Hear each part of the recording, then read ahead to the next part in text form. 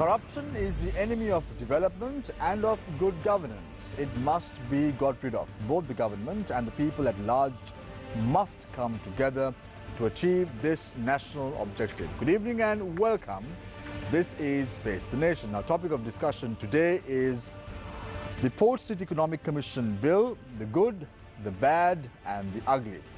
Joining us tonight on the show are Dr. Jan Gunasekara, International Maritime Law Expert, Dr. Anil Jayantha, Senior Lecturer, University of Sri Jayawardhanapura, Mr. Newsfirst.lk, Senior Banker, as well as Murtaza Jaffrji, Chair of the Advocata Institute. Joining us tonight on the show as journalists, onto my immediate right is Asoka Dias, onto my immediate left is Charlotte Benedict, and onto my far left is Nadeem Majid. Let's get the ball rolling with Murtaza Jaffrji, Chair of the Advocata Institute.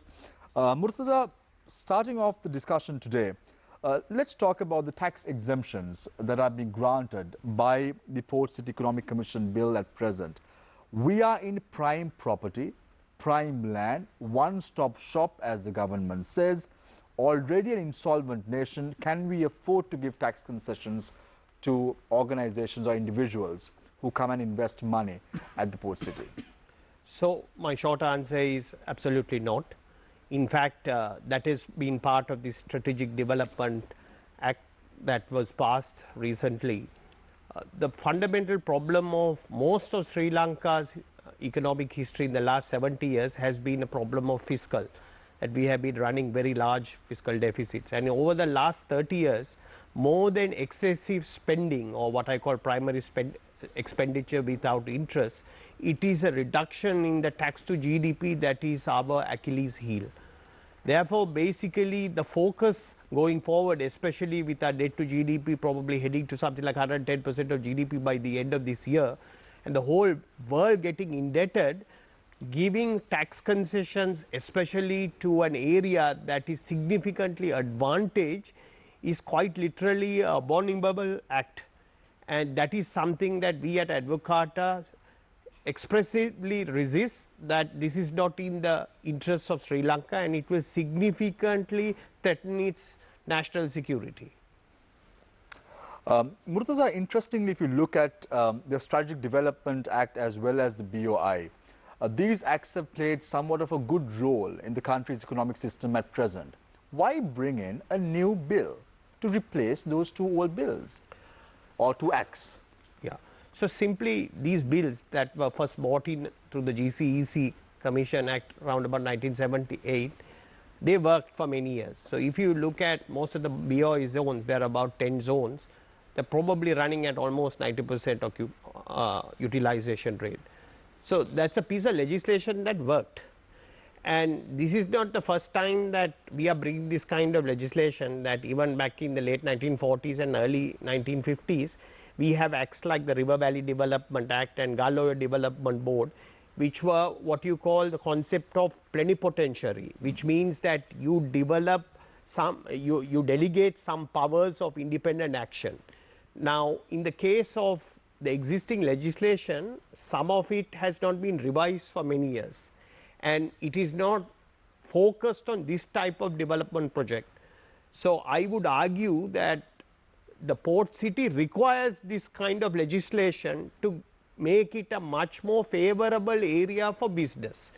Right, but if I may interrupt you there for a second before I move on to Mr. Rusiripala. Let's talk a little bit about the numbers. When we speak about a prime property, right now a prime property in that area goes at around 20 million a perch. Look at the numbers now. 269 hectares have been reclaimed, and then if you put into perspective, it's approximately around 105,000 perches that we're talking about. Czech Port City has already said that the cost to build this area is approximately around 1.4 billion US dollars, which is given the current exchange rate stands at 280 billion. If you divide this by the 105,000 perches at present, you get a perch value at 2.7 million rupees per perch. But if you take away the breakaway points and all the areas that you are not going to utilize as land, per perch the cost goes up to 4.3 million. Now, is this something that the government has thought of 4.3 million a perch in prime property in Colombo? Yeah, so one of the things is that, you know, it has shown one thing, that the cost to manufacture land, basically, we have always been said that land is limited in Sri Lanka. Just to give you a statistic, the port city is 665 acres and the whole landmass of Sri Lanka is 16 million acres. So this concept that there is no land in Sri Lanka is actually a myth. There is a lot of land, but it is not usable because over 80% of the land is with the government. Now what this project has done is it has reclaimed land, and even if you take their maths, it is showing that the cost of manufacturing new land is actually significantly lower than the marginal cost of land that is available onshore. So in that same area, probably the perch price is 20 million or more. So there is going to be a significant profit element for the developer if this land is sold at that level. And my sense is that when you have so much of prime land that is coming into the market, you probably see the prices coming down. So that is where, that if you have so much of profit potential in it, one questions, why do you need tax holidays? Right. Thank you very much, Murtaza Jafarji, Chair of the Advocate Institute. We now move our attention to Mr. Rusirpala Tennakon, Senior Banker. The government envisages, interestingly, Mr. Tennakon, $15 billion to flow into the country subsequent to the Port City project is completed.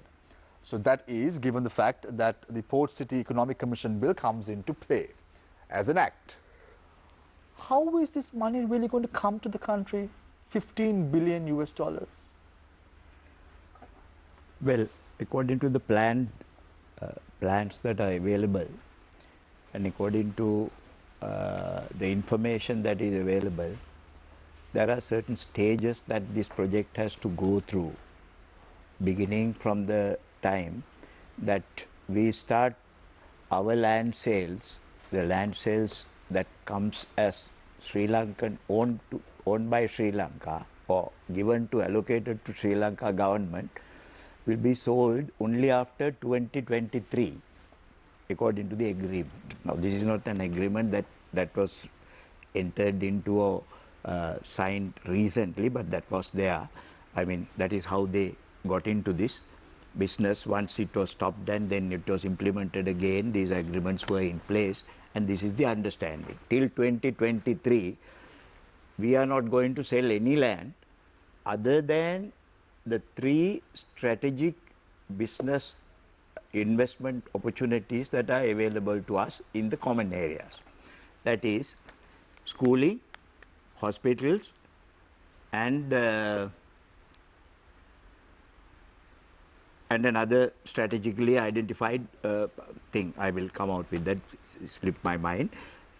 So only those 3 will be available for us to invite the investors to come in and play a role and bring in money.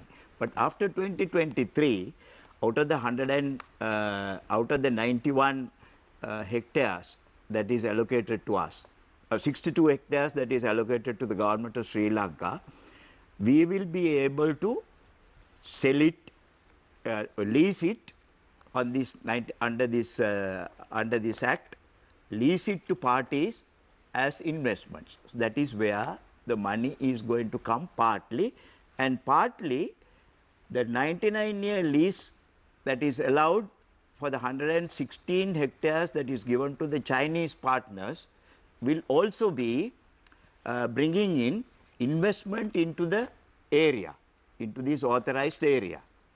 This investment is expected to be in the region of, in totality, it is in the region of 15 million. $15 billion? Yes, 15 billion.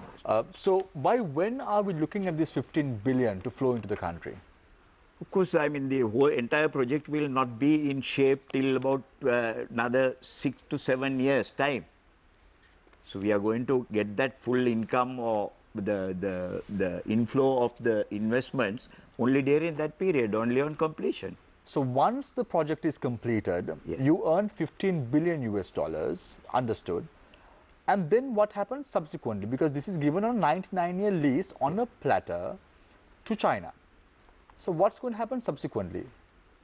I don't know why you call it on a platter, because you know it is the Chinese who invested the money into this project to bring it to bring it into this position. You know, reclaiming a land of 260 odd hectares cannot be done with no money. So that investment came from there. So they have invested money for a return. So that they are part and parcel. They are part and parcel of this project. We reap benefits as a nation until 6 to 7 years, and then we just don't have anything but to just swallow air in the longer run. Is that what you're trying to say? No, no, that will not happen. Because we are going to share whatever, there are so many indirect and direct benefits that are coming, accruing into the country as anticipated under this project in different ways. You know, it is not only by land sales that you are going to get this. How? There have been given tax exemptions. How is the money going to flow in? No, the thing is this, you know, money is not only coming through tax purposes. No, there is going to be a vast improvement and lot of changes that are expected. Give me one example. No, the tourism, the travel industry, tourism industry, the sale of apartments, then all these things are bringing in money into the country.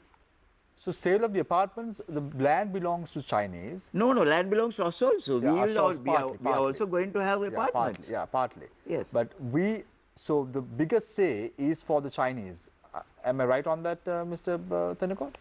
I don't know whether it is the biggest say, but they have been proportionately allocated higher. this. So the majority of the apartments, if the Sri Lankan government does not even have the money to put up buildings at the moment because of the rate in which the country's economy is running, the Chinese are going to build the apartments first, and they will be selling it out. So if we don't have a tax return on these investments, we won't be earning money. Simple arithmetic. No, you see that there is a difference between the income tax and also the other taxations and charges that are due to the country. You know, by way of deed transfers, by way of stamp fees, by way of various other things, you are getting income into the country. Right. You can't just say that it is only the tax element that is going to bring in income. Thank you very much, Mr. Rusubal Thanekot, senior banker. We, of course, will grill you further as the show progresses. Dr. Anil Jayanta, senior lecturer at University of Sri Jawaharlal. Dr. Anil Jayanta, most of the opposition parties in parliament, including the Samik Jana Balawegya, the NFF, and even the TNA, are of the view that money laundering will take place if this Port City Economic Commission bill is enacted as a law in the country. Can you buy that argument? Yes, of course. Like as of now, like we don't have evidence to show that it is taking place. But if you just look at the structure of this governance structure and the businesses proposed, it is more likely that there is a greater possibility for money laundering. Not only money laundering, and there is another tactic mainly played by multinational companies that is called transfer pricing. So this is going to be a heaven or a paradise for those companies to engage in money laundering. Of course, if you carefully look at how these offshore banking businesses and other businesses have been allowed to carry out this business, because if it is a part and parcel of Sri Lanka, we need not to go for offshore businesses. Like if you take the structure, land is there, commission is there, then the project company is there, then state manager. So then in when we take these offshore companies, their transactions are carried out. All these payments are made in something called designated foreign currencies. It is other than Sri Lankan rupees, but they are not subject to the provisions given in Exchange Control Acts and other laws prevailing in Sri Lanka. But they take these acts to determine their operations, so the territory of the operation. So it refers to even the Foreign Exchange Act. So Foreign Exchange Act gives you the kind of opportunity to engage in these kind of transactions, but you are not liable, so you are not governed by even the Foreign Exchange Act. So that means there is a greater possibility, because as of now, if you carefully look at what is happening around the world, lots of companies are engaged in greedy a process of accumulating wealth either by hook or crook, just simply disregarding environmental society.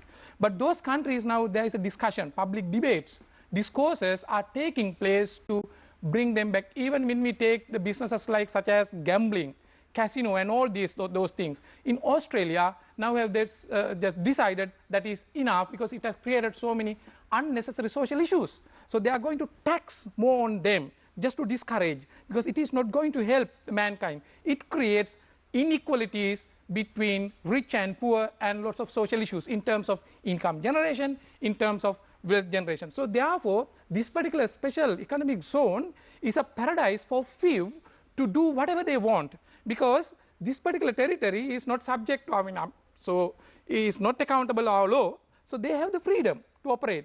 But just mind that, don't forget the fact that those companies are not operating in isolation, because the world operates in oligarchies and monopolies. They have links. So this particular place would be, because it is very clearly said that the authorized persons, like so-called authorized persons to carry out those businesses, can have their head offices there.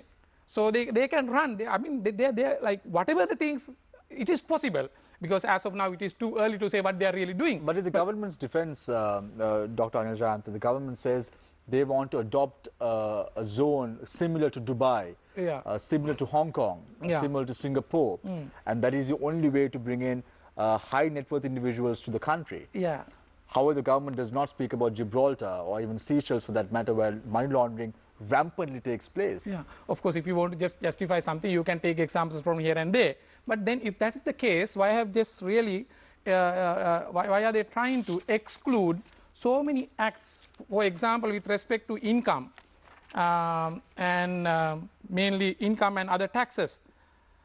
There are 14 acts under the schedule number 2. It says that enactments from or under which exemptions or incentives may be granted. So 14 acts, including Inland Revenue Act, Value Added Tax, Foreign Exchange Act, Casino Business Regulations, and likewise. So all the exemptions have been given. But so you can't simply compare one territory with another, because we do not know what the regulations and all. Because here you should not forget another factor. This was not simply a kind of investment in standalone, like that took place in isolation. It is really connected to China, One Belt, One Road, the project, that is the Road and Belt Initiative project.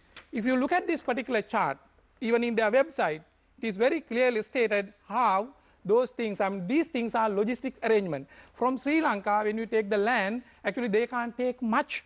You know that we are a small country, but this is going to be a very logistically important place to carry out these activities. So thank you very much.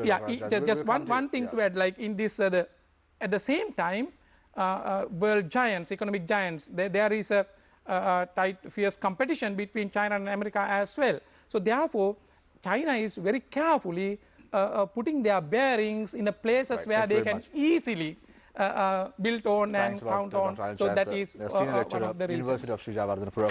I now move attention to Dr. Dan Gunasekara, International Maritime Law Expert. Dr. Dan, interestingly, the government yet again brings a piece of legislation to the country without bringing it as a white paper where people can discuss, debate, critique it, and then put it to the cabinet, get approval, then move to the second process of looking at the constitutionality and subsequently table it in parliament.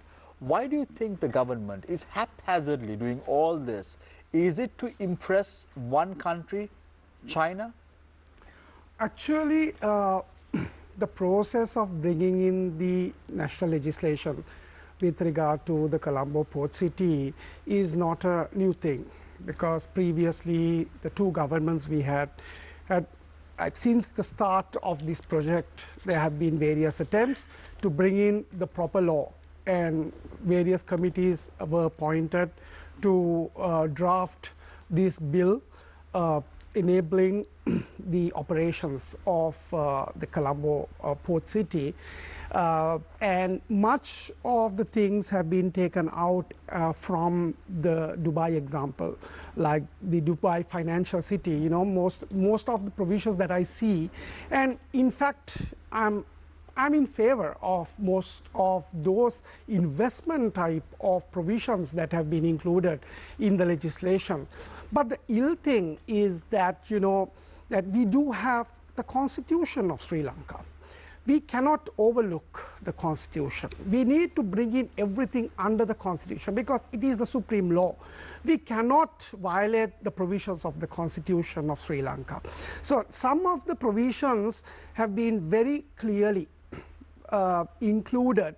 I do not think with much attention to the constitutional provisions of the Constitution of Sri Lanka.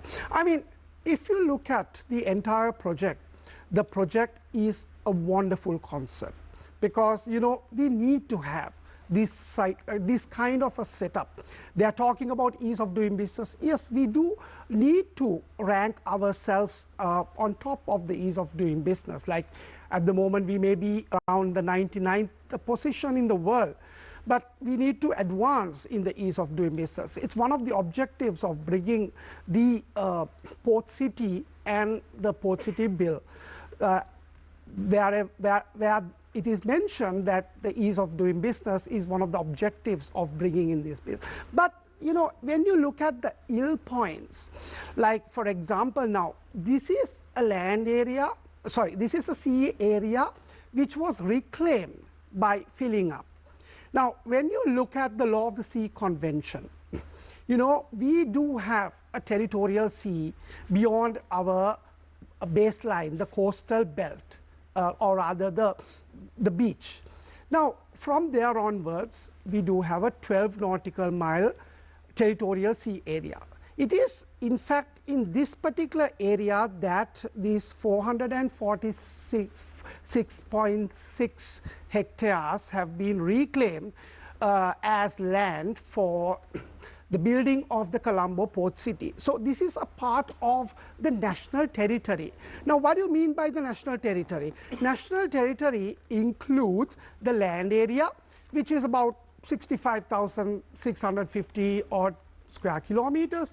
Then we do have the territorial sea, which is a part of the land sovereignty, which runs from the baseline another 12 nautical miles. And then we have the airspace. Now, one of the interesting factors is that the airspace has not been defined in any of the international conventions except in the Law of the Sea Convention, where it says that everything belongs within the territory, including the airspace. Dr. Dan, very quickly, before you open the floor for questions from our journalists, to give it some context, you said that we have to rank ourselves above many nations in the ease of doing business index. Agreed with you. Don't you think the Board of Investment Act, which was amended in 2012 by the Mahinda Rajapaksa government, and also the Strategic Development Act, which was also brought in by the Rajapaksa regime, is not sufficient enough to rate ourselves or rank ourselves above the ease of doing business? Exactly, this is the point. Why do we need another piece of legislation? That is because, you know, with the present climax of the country, and especially considering the various types of obstacles that we do have, we are still experiencing that we cannot do business in a very easy manner. And if you look at, for example, the dispute resolution side, that when it comes to the judicial process, dispute resolution, the commercial dispute resolution is still at a very snail play But it was pace. the very government, that is the Mahinda Rajapaksa government, in the year 2011 brought in a draconian law, which was the Underutilized and Expropriation Act, which was brought in, where nearly 32 companies which was owned by foreigners were taken over by the government, saying that they've underutilized. And if that's the case, we have to fear this piece of legislation, because this piece of legislation will also change based on the women fancy of the parliamentarians in power.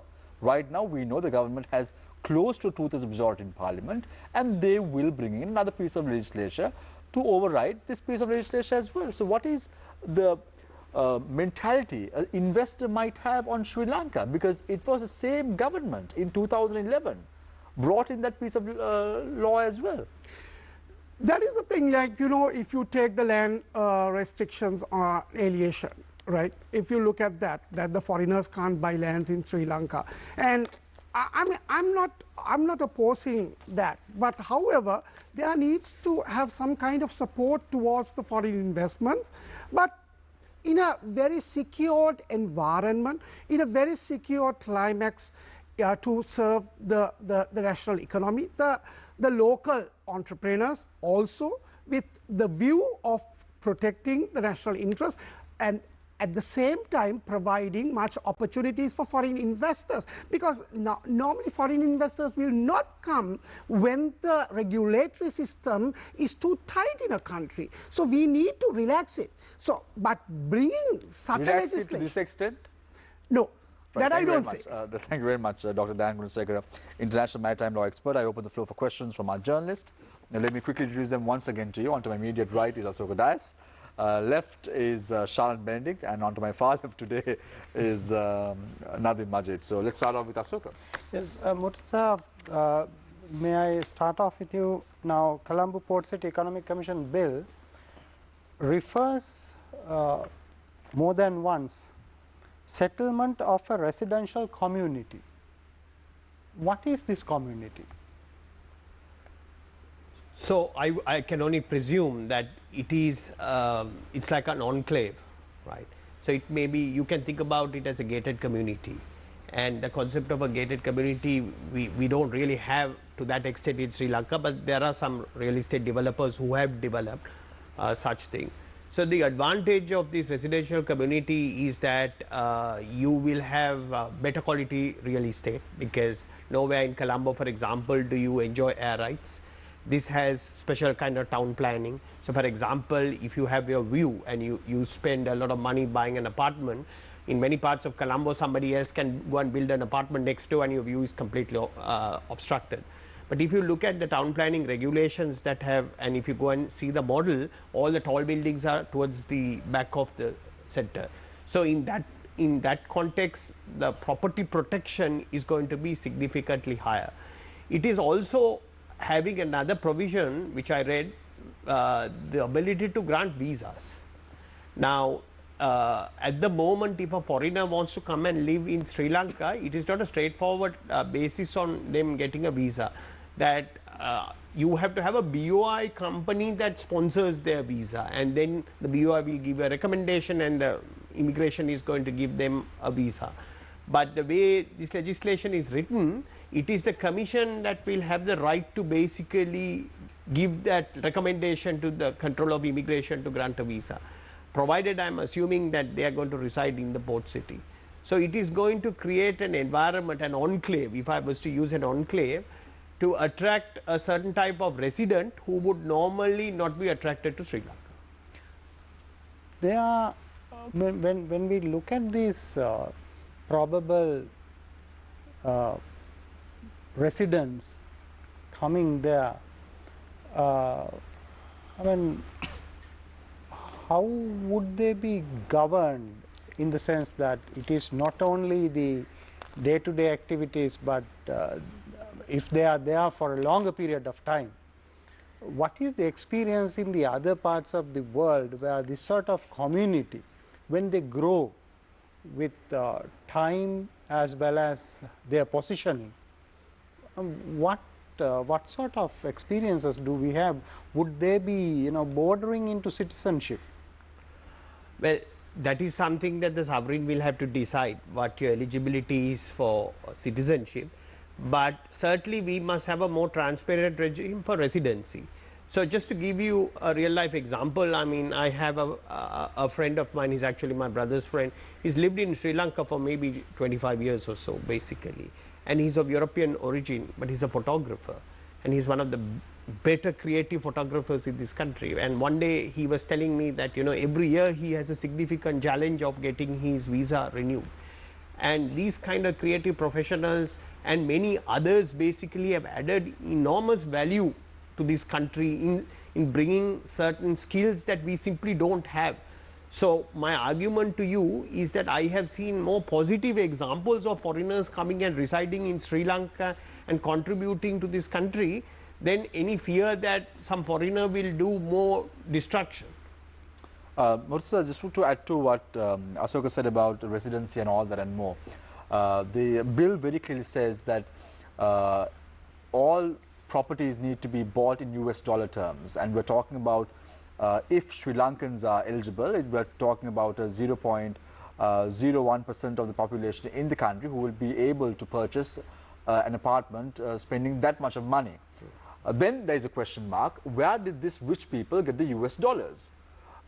If they have to keep it in Sri Lanka, they have to have an NRFC account or an RFC account, or they have to channel it based on the regulations of the Exchange Control Act in Sri Lanka, because we know a few years ago when WikiLeaks, when the Panama leaks came out, most of the individuals, the high net worth individuals in Sri Lanka were investing money or having offshore bank accounts. So what is the connection? Where would the Sri Lankans fall into this category? Will Sri Lankans ever be able to own an apartment or a land in this area? Okay, so I want to correct something there, that it talks about condominium title, right, and then ownership of the land. So if you assume that they're going to be condominium title and it can be freehold, that doesn't say anything in the bill that it has to be paid for in dollars, that you can pay for it in rupees, right? What it says is that investment, that is investment in an enterprise, has to be made in dollars. Okay. Then you asked a question about where do these Sri Lankans get the dollars. As per the Foreign Exchange Management Act, basically, you can be a foreign exchange earner. And as per the act that was changed, I think in 2016, you are freely allowed to repatriate your funds anywhere in the world.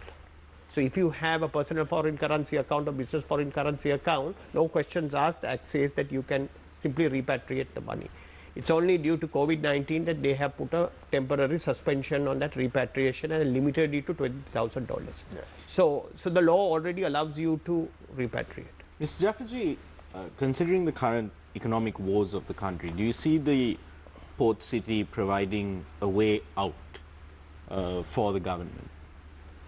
Well, as Dr. Dan said, that I would like to agree with a lot of things, that I think there is a lot of pro-business elements to this Port City Act. Now we have to be pragmatic here, that this thing has got built, right? Now how do we exploit this for the best benefit of our country, especially a country that needs to significantly grow to get out of its debt problems? So there is a lot of pro-business legislation in that. Now I am not a legal person, so I cannot basically comment about whether it impinges on the constitution, but there is a lot of elements in the Port City law that is, me as a businessman, I can see it's very favorable, because it makes doing business a lot easier, right? So basically, if you want Mr. Jafferji, just to sorry to interrupt, but just there, you say it makes doing business a lot easier. It makes doing business a lot easier for businessmen or business persons who are within the port city. Doesn't it create an unequal field of competition when it comes to businesses that are registered in Sri Lanka? I mean, as you, an example that you mentioned earlier is that you could be, depending on which side of Chaitya Road you're on, your business could fail. Yes. So as I said, that when I came for this session today, I mean, I had three things in my head. There is good, the bad and the ugly. And this issue of competitive neutrality is what I would put under bad, and the tax exemptions is what I would put under ugly. So in terms of the issue of competitive neutrality, to give you an example, for example, they are saying that if you work in an enterprise that is registered in the port city, that particular person will be exempted from taxes. And if I am contesting for that same resource and I am located outside the port city, then this particular employee will have to pay the taxes. So basically it is going to distort the wage scale, because that particular person, in deciding whether they are going to work in a entity in the port city or outside the port city, and if wages is one element, then I will probably have compensate him on an after-tax basis. So the gross wage is probably going to go up. So when you give these kind of incentives, it is not only in terms of what the government is going to lose out in tax revenue, but it also distorts the playing field. That is one example. Mr. Jaffarji, we know that, I mean, we spoke about the need to improve Sri Lanka's standing in the ease of doing business index, and God knows Sri Lanka really could use that. If we know that these are the shortcomings, and some of these shortcomings, let's say, are addressed in this legislation, why isn't it implemented as policy across the rest of the country? Why do you need a workaround? I mean, even the Greater Colombo Economic Commission was a workaround. They identified some issues, but instead of addressing the issues across the country, they decided to go for the workaround. Why do we need these workarounds? Yeah. So that's a very good question, and I have been in various kind of committees over the decades. But unfortunately, it seems like we don't seem to be able to get things done.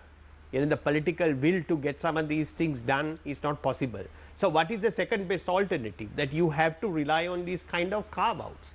And if you take all the different examples that we have, where we have created carve-outs, like I gave you the example of the Galler Development Board and the River Valley Development in the late 1940s and 50s, and the GCEC Act of 1978, these things to a large extent have worked.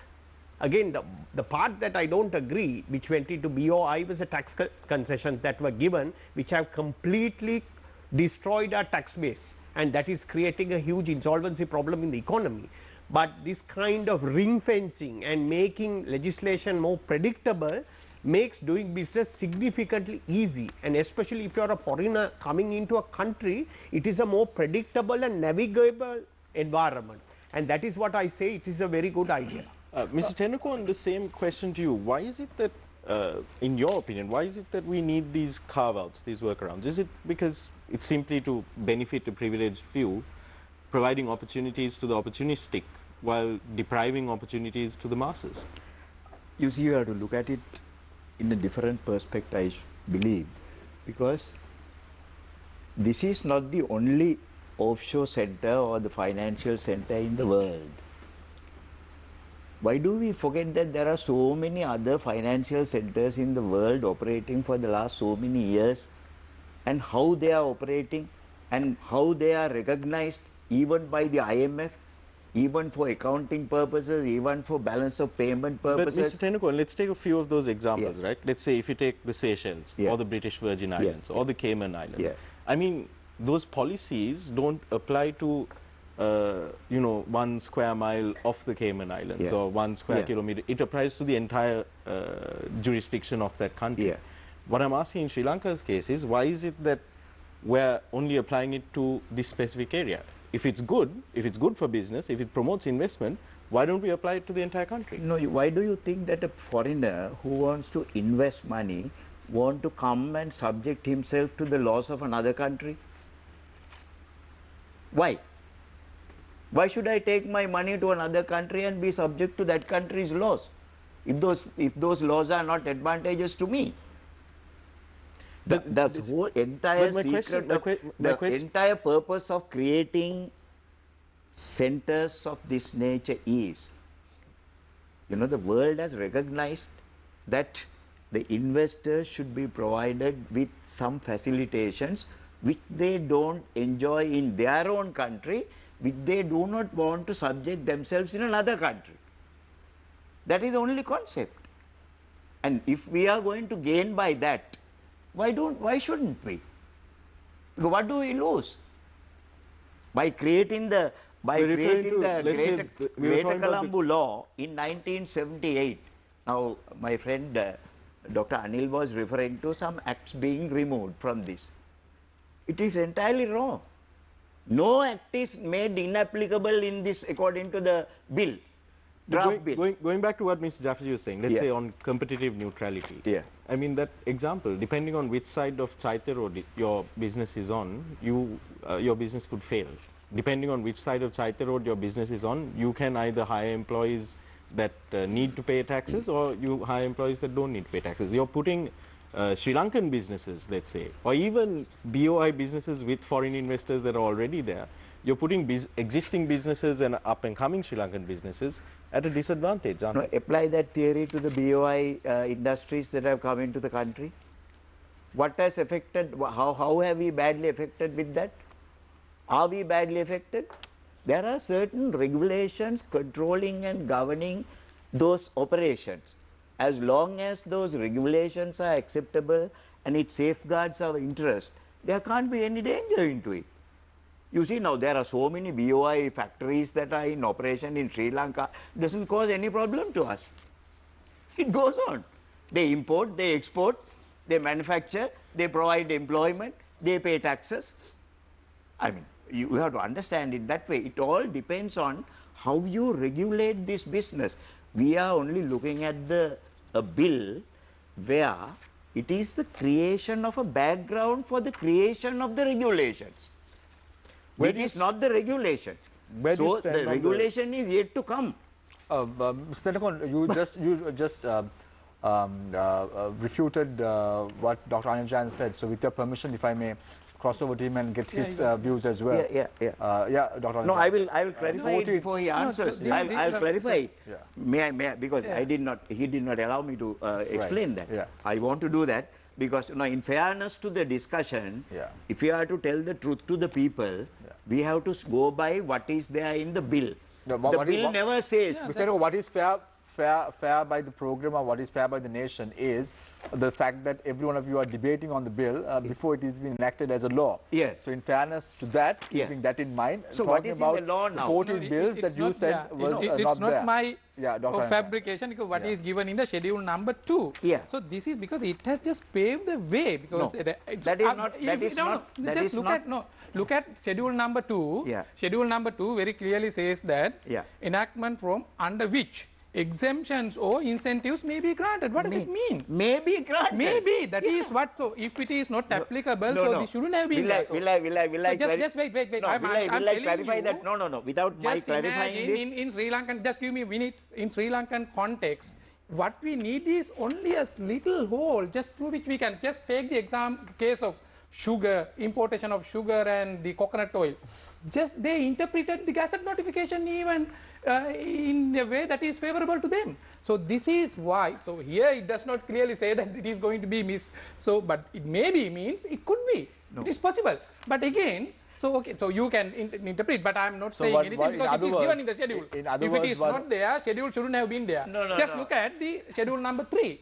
Schedule number 3 very clearly says that the shall have no application within the area of the authority of the Colombo Port City. So there are 7 acts, including Urban Development Authority, Municipal Council Ordinance, Commercial Mediation Center, the Town and Country Planning Ordinance, and Public Contract Act, Strategic Development Projects Act. So those are really meant to be for the promotion of the strategic development and for the attraction of the foreign direct investments. So very clearly says that, so they are not applicable.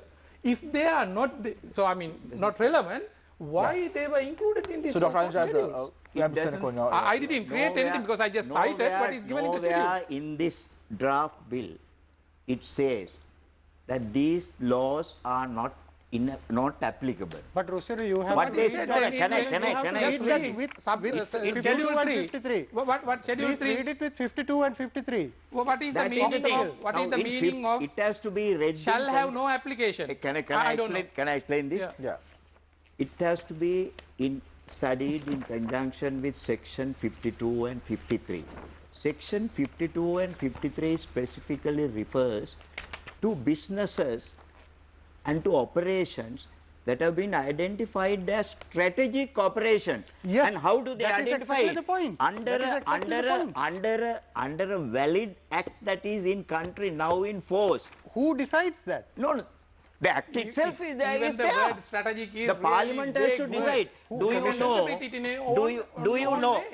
know that? Can you remember that Mr. Malik Samaravikrama, when he was the Minister of the Strategic Development, he brought a list of businesses that should be brought under treated as strategically important businesses for which these laws apply. No, Rusiri. Can I just give a boundary for these strategies?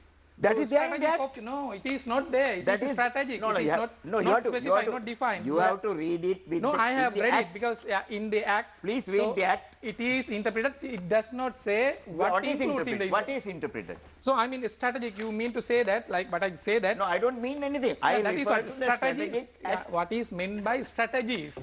So strategy could be anything. That is what. So if you have a room to play the game, they use all those words. Rusiri, That is what I said. isn't that It is possible. the 5 or 7 member committee that will decide on what is strategic? No, no, no, they can't. Then who they will can, decide? They can only make a recommendation, and if the parliament has approved that as a strategically important accepted business, then only these concessions can be given.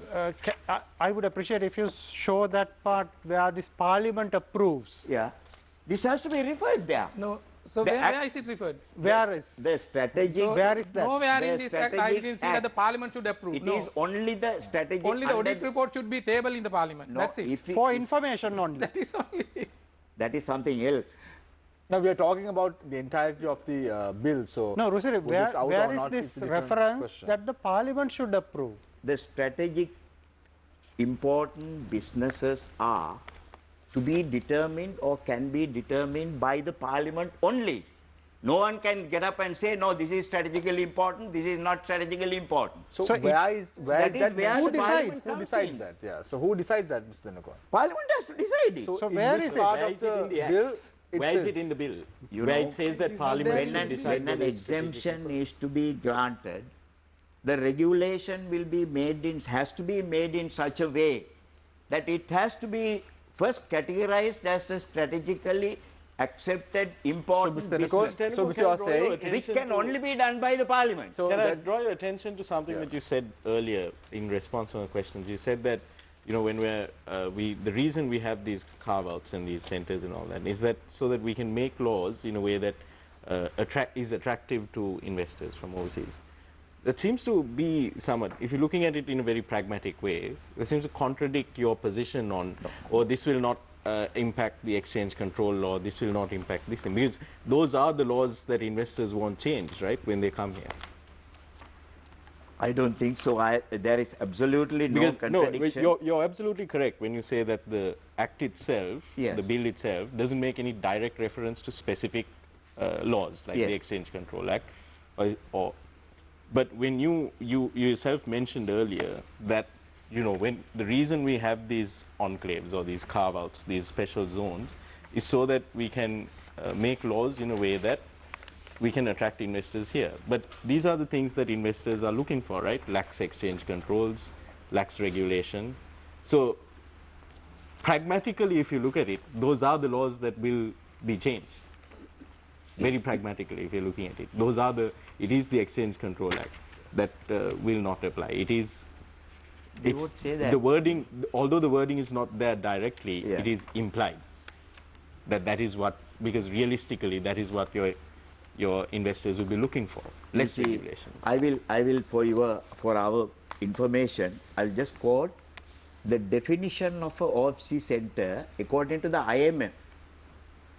According to the IMF, the definition is one of those, because there is no fixed definition given for any overseas or any international financial center.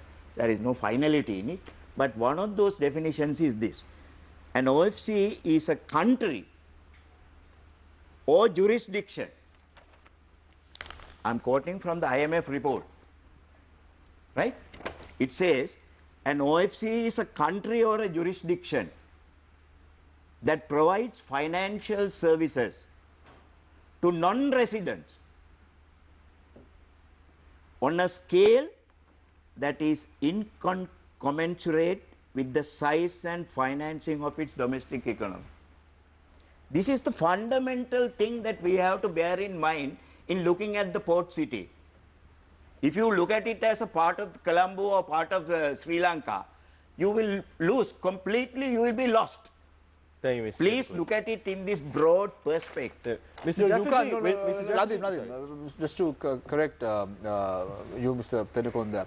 You can't look at the bill in a broad perspective. That doesn't happen. Why? No, you can't, because the bill has to clearly articulate as to what needs to be done, and Yeah. henceforth that has to be the rule of the day. Bill has only given the framework. Absolutely, but at Bill the has end of not the day, given any regulations. yeah, but at the end of the day, Mr. Tendukon, the people have to be able to rely on something that is substantial. Yeah. If you are going to interpret this bill after it is enacted as a law, the way in which you want to interpret it, then there is no foundation for the bill itself or the act in question. That is what is happening right now in Sri Lanka. In 1978, when the Greater Colombo Economic Commission Act was passed, did you read it? In this, you have two schedules exactly similar to this bill today. It refers to so many acts and the applicability of those acts, how it is to be determined, was given, the power was given to the Greater Colombo Economic Commission. Dr. Dan, Nothing happened.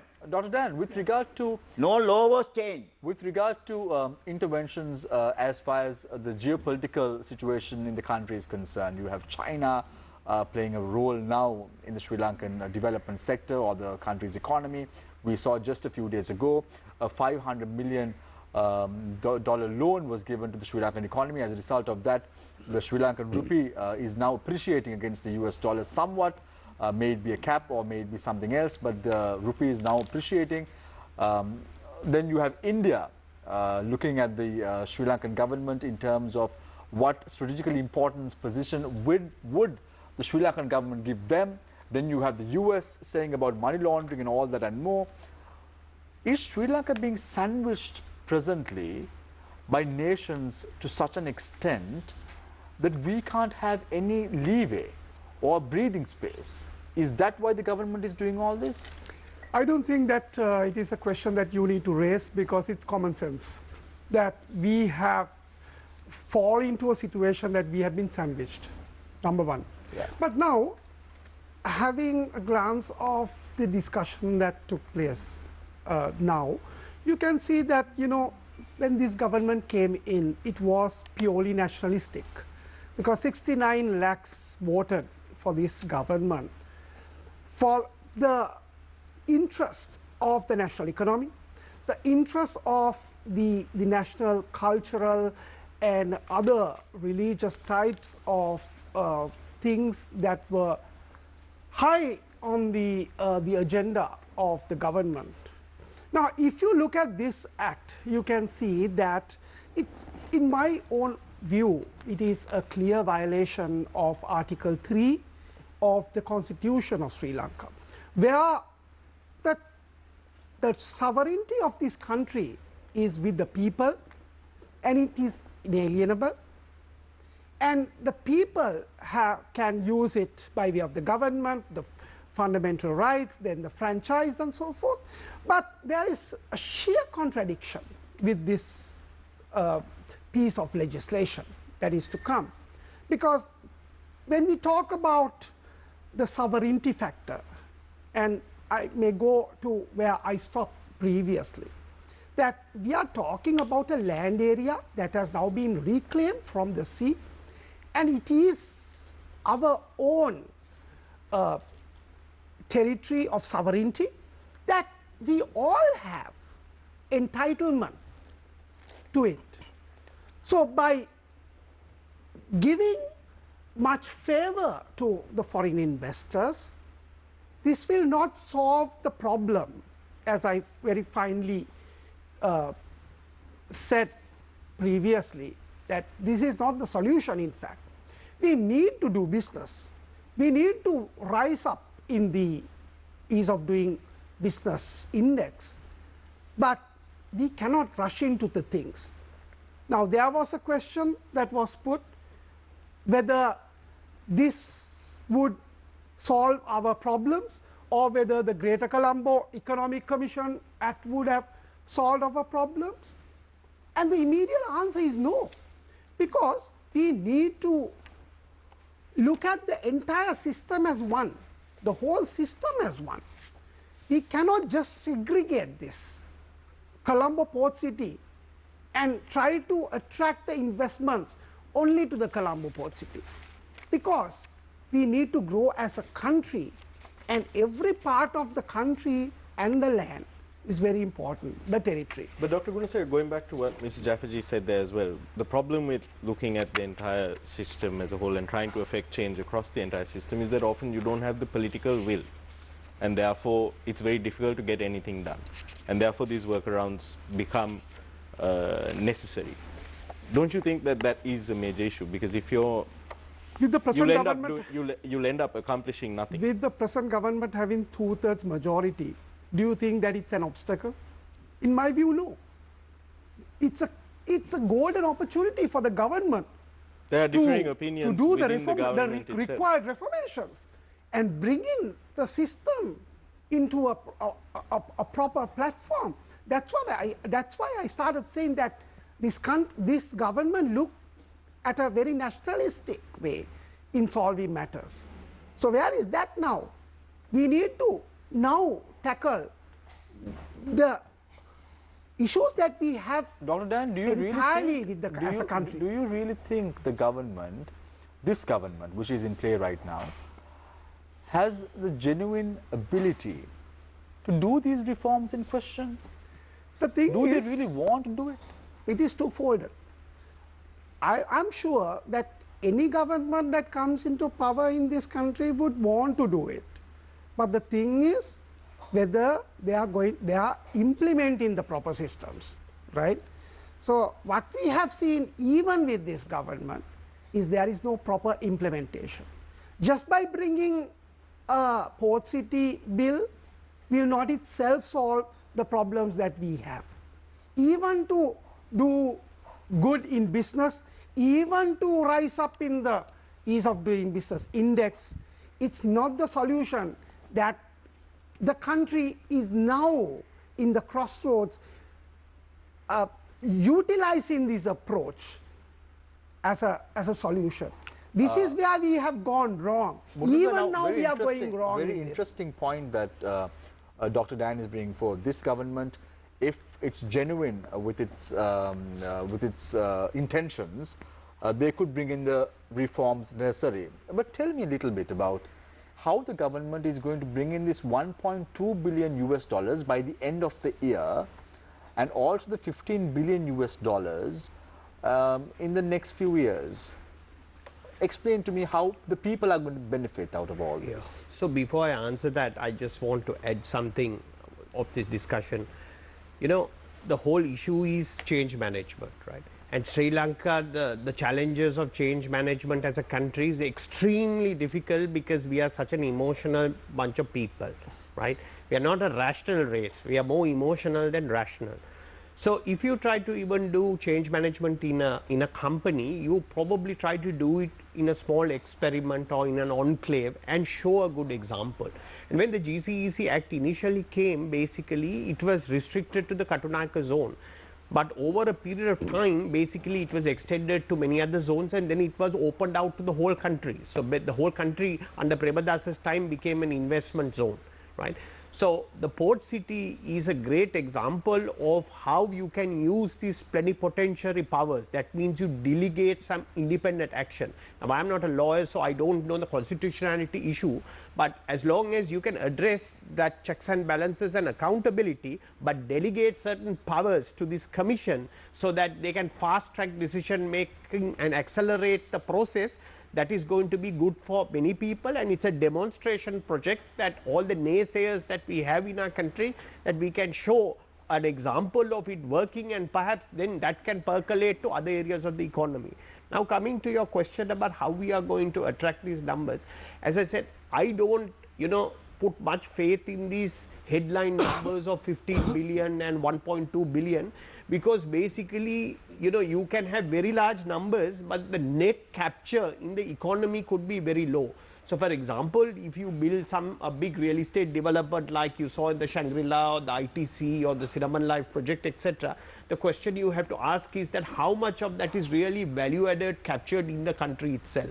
And you probably see that they have a lot of duty-free concessions, etc., and a lot of things are imported, including the labor. So the general spillover into the economy itself is going to be very limited. The multipliers and spillovers are quite limited. So I am not too enthralled by the fact that the government says we are going to get 15 billion. I don't know where that figure came and in what form. I mean, if you are going to build a lot of 60 and 80-story buildings, I mean, that's going to do very little benefit to the people of this country. What we have to see is that whether this port city is going to be a productivity enhancing region, that there will be a knowledge spillover, that there will be people who will come to this port city and live and work who have tacit knowledge. They will have know-how that the rest of the Sri Lankan population don't have, and there will be a knowledge transfer, management or technical knowledge transfer to the rest of the country that will then go and seed whole bunch of new and a whole different kind of environment to be able to do things that we can't normally do. That is where the big benefit I can see. Mr. Tennakoon, in one of our earlier questions, when you were responding, you said investors or high net worth individuals would come to a country which is easy to do business and also where they can invest money. Does that mean that you are saying port city should be a money laundering hub? No, I don't know. I mean, nobody will agree or nobody would like or endorse a part of this country to become a money laundering center. I mean, that is not a question to be asked even. No, who will like that? No, but you said so. No, you said. I didn't say that. No, you said it's very important to have an area where people would come in and invest money. That area does not mean that it is a money laundering area. Do you know or have you read that in this draft bill itself, they have put under the objectives of this commission that is to be appointed, that they have to take precautions about money laundering and prevent that such things. Now, Mr. It is black and white stated. Mr. Tennakoon, in 2017, you on this very show, when Minister Ravi Karunayake as the Minister of Finance said that $2 billion have come in by an unidentified person from Belgium, you criticized the finance minister. I criticized. I maintain. So, do you think that something of that sort will happen now? No, I don't say that. Because there is a way how the international financial centers and the offshore financial centers in the world work. There is a framework. If you don't study that framework and if you don't look at the operations of those, if you imagine various things to happen out of the blues, then I don't know. I can't answer that. Who is going to appoint the 7-member commissions to this port city commission? Who appointed the commission, Greater Colombo Commission? No, I'm not talking about... I'm asking you. I am asking you. We have precedents. Yeah, no, we have precedents. But it is the president who appointed the Greater Colombo Commission. Mr. Tennakoon, what happened subsequently? Let's talk about the central bank bond controversy. You were very vocal. You were one of the people who was so vocal about the central bank bond controversy. You suddenly went silent when the sugar scam took place. You suddenly went silent when the oil issue took place. You are now talking about the port city, which is okay, which I admire. Yeah. At least you are being very vocal right now about the port city bill as well. Yeah. But the question is, who is going to appoint members to this commission in question? The president of the country. Right. Who has elected the president? Who are the members of this commission going to be? If the president has a say, would it be individuals with dual citizenship, foreign nationals? Who would it be? Now these are matters, Shamir. No, tell me, Mr. Tennakoon. Wait, you'll be writing where is this bill going to be? Yeah. There is going to be a first reading, there is going to be a second reading, there is going to be a debate in Parliament. And with a simple majority, MPs, this is going to be passed in Parliament. Why is it? Why with is a simple majority, it's going to be passed in Parliament. Why is this bill referred to Parliament? Mr. Tennakoon, no, I'm asking you one question, despite please. Despite the fact this is going to go through a debate process in Parliament, when the Supreme Court announces this bill is on par with the constitution of the country, this bill is going to be tabled in Parliament. Yes. And there will be a first reading, there will be a second reading, and there will be a third reading. Why do you imagine that there won't be amendments? Why do you imagine that people will not raise? Sorry, Rusari. Now, if you think that this is the best practice, you put it into the draft. That is how you do the drafting. I mean, you don't allow amendment to do that. No. You put it in the original document. I mean, that is the way forward. It could have been good if it was in the draft. That is it. If it is not in the draft, there is ample room and opportunity for anybody to bring it when proposing to the draft. No, that is not the way, but that is not the I don't know. standard of doing bills. No, in that case, You the do the best bill bill. need not go through the parliament, no? Yeah, then the government can either take it or the government can It leave need it. not be discussed. Mr. Riko, If it contains everything. You have a lot of trust in the capacity and knowledge I of don't our have members any of trust. parliament. I am not a supporter of this government. Mrs. You see, Jafferji. I am telling you, I am only a supporter of a movement, you know. This project is good. Mr. I am Jafferji, maintaining that. on that line, now this is there.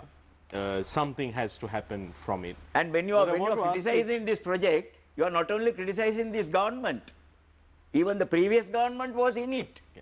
Mr. When talking about So don't bring you were politics talking into earlier it. about a commission and the commission, how we need to ensure that there are standards of accountability and that this is a good way to experiment something that could later then be expanded across the country.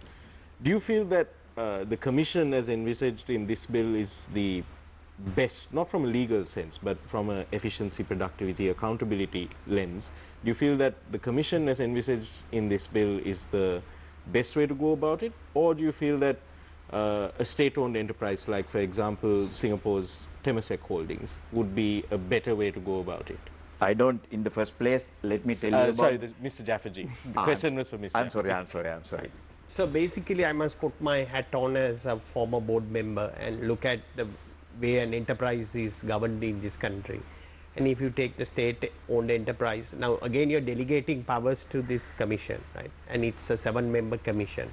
Now some people are raising issue with the fact that it doesn't say that the Director General or the commission members have to be Sri Lankan nationals. I mean, I think we as an island have to attract the best talent in the world, and why restrict ourselves to only Sri Lankans? So, and most of the legislation that we have, they don't specify and say that that person has to be a Sri Lankan, right? So I don't have a problem about the nationality of the members of this commission. Second is that, in terms of accountability, they are saying that you have to produce accounts as per IFRS, that every year you have to have an annual report, you have to send a report to the parliament. Now the question is that... Sending the report to the parliament for what? Yeah, so it's more information perspective. Exactly, yes. Exactly, not to, I mean, Yeah, the parliament so doesn't that have level to of approve it. accountability, Yeah, it is yeah. to So just to I table. don't know, but I'm simply trying to We are stress imagining. that No, it is No, not. when something goes before the parliament should know what to do about it. No, that specifically says for information. Yeah, just to table it. so coming This back says sorry. when you submit something for information, the people who receive it should know what to do with that information. Sorry, Mr. It's Jafferji. simple. Yes, we were asking about whether the commission or the state-owned enterprise is the Yeah, best So way to if do that is done, Rosary, if that is done by a dual citizen, for an example, Yeah. we know what will happen now. That party we will never be able to catch. No, they will be subject to the laws of this country. Even penalties are stated here. Yes, if we catch him. Even the penalties are catch him. stated here. If we catch him, yes, we can do all. We have to catch no. Tell me how has the government catched Arjun Mahendra? Caught, yeah. I Okay. don't know. I was not in favor of Arjuna Mahendra's No, appointment. but suddenly you're in favor of the bill. And I am not Suddenly, in favor. no. I am Mr. not Riko, in suddenly, favor of- all of a sudden, you've turned Shamir, tables. You've no, taken a Shamir, complete U-turn. Even if you ask me today, Shamir, please allow me to explain. This came to my mind as to who these members of this are going to be of this commission. Actually, it came to my mind. In fact, I discussed this with some of my friends, university friends and various other people. I discussed it. That is a grey area. It should have been, if you said that they are citizens of Sri Lanka, it is something. But in this particular case, you may need to put in somebody who is not a citizen, at least in the committee, for expertise purposes. It is required. Because, this is not part of the country. Yeah. This whole operation is not something that is happening like the central bank or like a banking institution inside the country. It is something that is happening in a different territory under our control. So remember that. So therefore, that openness should be Mr. there. Riko, let's listen to Sorry, Murtaza just to and then I complete want the to answer, do you feel that it should be a Anil commission Jant as or well. a state-owned enterprise? no, So it's a body corporate, right? The Act says very clearly that the commission will be a body corporate, right? Yes. So then basically what I like about it is the fact that you are not having any national restriction saying that it has to be a Sri Lankan. So that means you're opening yourself to get the best talent that you can. Second thing that I would like to advocate is that, okay, they are giving 3-year terms, but there should be something in the legislation that it says that it will be staggered, so that the entire board is not changed at one time, so that there's institutional memory. I would also think that maybe the government has erred in not putting a clause for like a little bit of affirmative action of having some element of women participation in the commission, because it says 7 members and some at least 1/3 that they are 1/3 of the members will be women. I mean that is what the best practice in corporate governance is going, some minimum kind of threshold. The other thing that I like about it is that it says that the commission will have its own funds and they will then determine basically what to pay. So because I've been in various kind of committees, etc., and invariably you are restricted by the government ARs and FRs. So you are restricted by the public service wage structure, and that's not going to be necessarily the best to attract the best talent that you can find to run this place, you know. So that kind of flexibility that seems to be there is again very favorable, because these are the things that have been holding us back. I mean, I have been in so many voluntary committees for the last 25 years and the same issues keep coming out and we just can't seem to get out of it. And that is why in some way I am a little bit optimistic of this policy experiment. Dr. Anil Jayantha, you spoke quite vocally against the regulations that have been put forth in this bill. Now, when this bill eventually goes through the process and is given a special determination by the Supreme Court and comes up in Parliament for debate, what kind of amendments or proposal or the structure does the National People's Power Movement suggest that the port city special economic zone should function under? What changes would you like to see? How would you like this to be carried out? Yeah, actually, I'm not really so aware of these legal aspects, because that is not really my field, because therefore I'm not going to talk something that I really do not know. Not legally, but as far as the regulations go, as far as how the taxation should be done. Here, so it has to be decided by National People's Power, the Jana Balawegaya. So simply so amendments and all these things maybe from the viewpoint of just protecting the public interest and the national interest, and not to give unnecessary opportunities to selected few. So it is likely to happen in this setup. So even this the businesses of financialization. So if you look at the history, so they have become, in the past it has created some value around the world, but now financialization is one of the biggest issues which create lots of problem throughout the world. So that is the one area. But I would like to say something. If you just take the final balance sheet of this bill, this commission, right? The commission will have a fund to run it, right? So the land belongs to this the territory is divided into 2 parts called government marketable lands and the project marketable lands. And there is something gray area, I do not know, that has not been explained, or I mean interpreted much in the act even, called a project company. Who is that? So because what is the role of that particular project company? If you look at the duties, function, responsibilities of this particular commission, commission's whole responsibilities can be summarized into 3 major areas, that is administration, regulation and providing services. So just to enable all those things, another state management company is suggested, that is also a body corporate limited liability company by guarantee, so having a perpetual lifetime. So the purpose of that particular company is to provide all the services and facilities. If you look at all the utilities, the sewerage, waste management, all those things. So in a way, actually, so there would be another argument on this thing to provide all those facilities. So actually huge public, the money has to be spent. But we, like the rate may be decided by the commission, right? But I'm going to just let me explain about the outcome of the final balance sheet. As far as the commission is concerned, only thing that commission can do is to sell the marketable land, the government marketable land, and that money goes to the treasury, but the commission would get only 1% of this thing.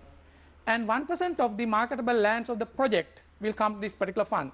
In addition, just to carry out the international propaganda, promotion and all those things, the project company, must be that Chinese company, don't know, will give you 400 million rupees. It's peanuts. In dollar terms, it is $2 million, right?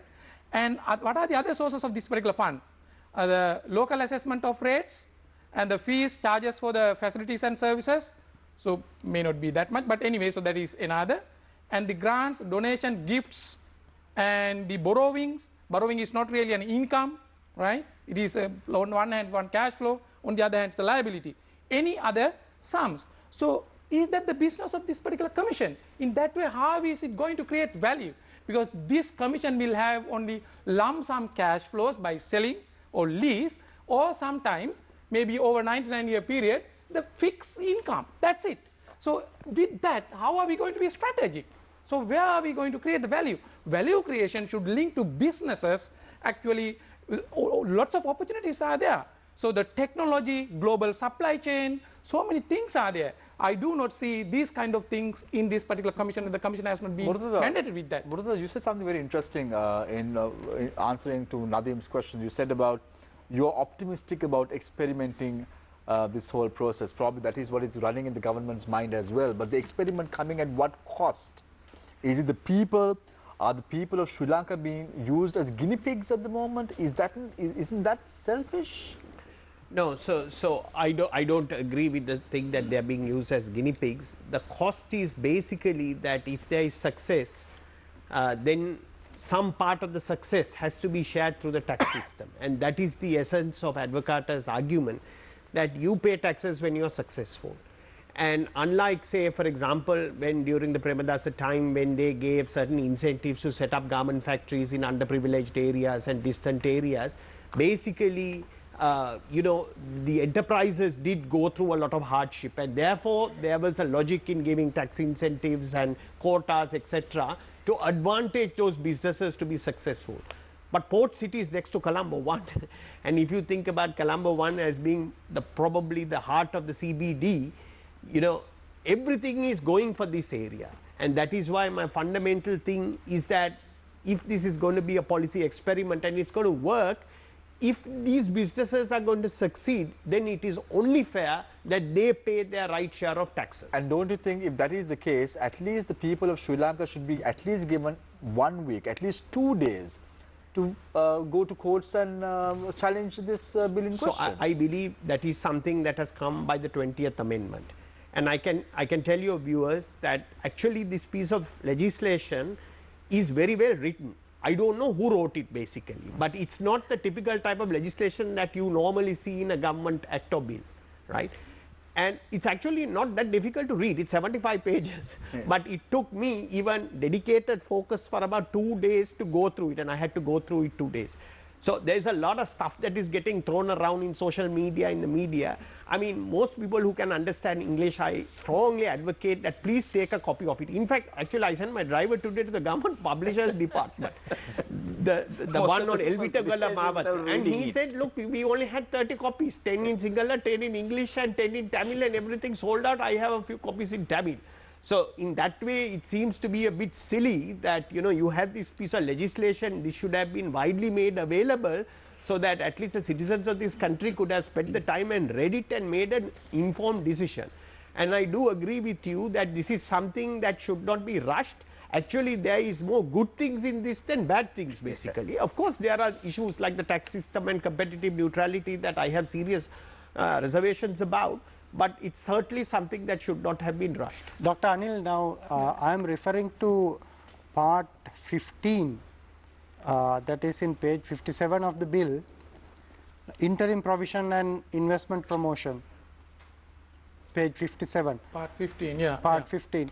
Now in 64.1, will it allow people, allow business institutes which are already operating in Colombo to get into this port city legal framework and not pay taxes? Yeah, it's not really clear. I mean, I didn't see it clearly, but I saw in one place that the authorized persons who carry out businesses in the port city can have relationships or partnerships or any other business collaborations with other entities operating in, the other part of Sri Lanka. So that is why just earlier also just highlighted, these networks would allow mainly business people, especially the corporations, would try to maximize their own profits at any expense. So in a way, they operate in a democracy-free zone. So when they operate in a democracy-free zone, even as of now, because they take on a handful of people will take decisions, what to produce, how to produce, to whom to produce, all those things. So with that situation, there is a likelihood that there may be some connections, and not only with Sri Lankan companies, with other parts of the world also, because nowadays no company produces a single product in one place or carry out business operations. It's a network. In this network, in addition to this money laundering and other areas, the transfer pricing is another issue. Whenever you operate in a tax haven with a very big network, there is a possibility that the profit can be transferred to this tax haven and paid as dividends or remitted or use it as they want. Even now, even without having this act. So if you look at how the operations take place in BOI companies, most of the raw materials, when they import, they are overpriced. When they export, they are underpriced. So that is happening within this legal framework. But the Inland Revenue Act is also there. That's what I'm just telling. So, but they interpret in different ways because they have arrangement. Head office is somewhere, so goods are sent somewhere, and you buy from somewhere. Therefore, they send all these documents and do this particular transfer pricing technique. The profit is accumulated in their places. So, therefore, this would be a really heaven. So, therefore, it is a very good opportunity for few. Murtha, would you like to comment on that? This interim provision for the first 5 years. First 5 years. First 5 years, That even if they are the not located in the port city premises. Yeah, so I have serious reservations about that clause. Again, it impinges on competitive neutrality and the whole tax system itself. And why I am arguing so much is that, look, we are seriously facing an insolvency, external sector insolvency problem in this country. Our debt is probably going to go to 110% of GDP, and we have about $4 billion worth of reserves, and we have all these payments. So we have to do everything possible to basically raise more taxes to rebuild confidence amongst our investors. Now we are going out of our way to further destroy our tax base. And this kind of regulation that tells you that you could have some kind of activity in another part of Sri Lanka but registered in the port city and avail of the same benefits, it goes against the whole benefit of raising taxes, and it goes against competitive neutrality, because you could have two firms located side by side, one person availing him of the benefits because they have a connection to the port city, and another business that does not, and you are competing for the same customers, the same factor markers. That means you are competing for the same inputs, you are selling the same products and services, and one firm is advantaged over you. That doesn't seem to be fair. Mr. Rego, you are nodding your head in disagreement. Yes, I am not in agreement, because this means another thing for me. It says it is only for a limited period. I look at it from a very constructive way, that this is to provide for those people who become authorized persons in the port city area, who will begin business but who cannot do that due to pending infrastructural developments, that they have to start doing something without wasting time. The country loses. For that purpose, they are temporarily accommodating these people. Rusare, they are already paying taxes. Who is paying taxes? They are the people who are away from the port city doing business. No, you are imagining a situation in this whole discussion. We are all thinking that there is everything that is going to be done in this port city will be zero tax. Absolutely wrong. There is nowhere in this bill that says that it is completely tax-free. Nowhere. Okay. Even Advocata is making that mistake. I want to say that, They have not said about the tax. They No, we say need to- tax concessions. We need to get a Tax feedback. concessions We need to get a doesn't feedback mean- from Murtaza for that, because you just directly attacked the That's a very organization. interesting point anyway. No, So, I am saying this. Does it say anywhere it is zero tax? So, Murtaza, you can respond to that if you want to. So Yeah. let's look at indirect and direct taxes. So it says very clearly that indirect taxes will be exempted, and if items are sold, moved out of the entity, then you will have to pay some levy. They have kept a general word of the levy. So I am conceiving that would be that you'd have duty-free shopping, and there is the reference to things like duty-free shopping in there. So just think about a shop that is operating in the Shangri-La Mall, which is maybe 300 meters from the port city, and then you have a similar mall inside the port city, and they are selling the same goods, and one entity is paying the taxes and one entity is not paying the taxes. So what it says is that if you move out of the thing, you'll have to pay a levy. Now when I saw that also, I thought, are they going to have a fence around the entity? So where the gate? How are they going to get this levy? Now as per the master plan, I haven't seen a master fence. But that was some question I had. The second issue that I had was about this. It says very clearly that any person who is working for an entity in the port city registered will not have to pay taxes. That means the employee. It is very clearly stated there. Then there is this question of this strategic development, that if it is, and there was this debate here about what is strategic development, and that is the big danger. Because I mean, who defines what is strategic development?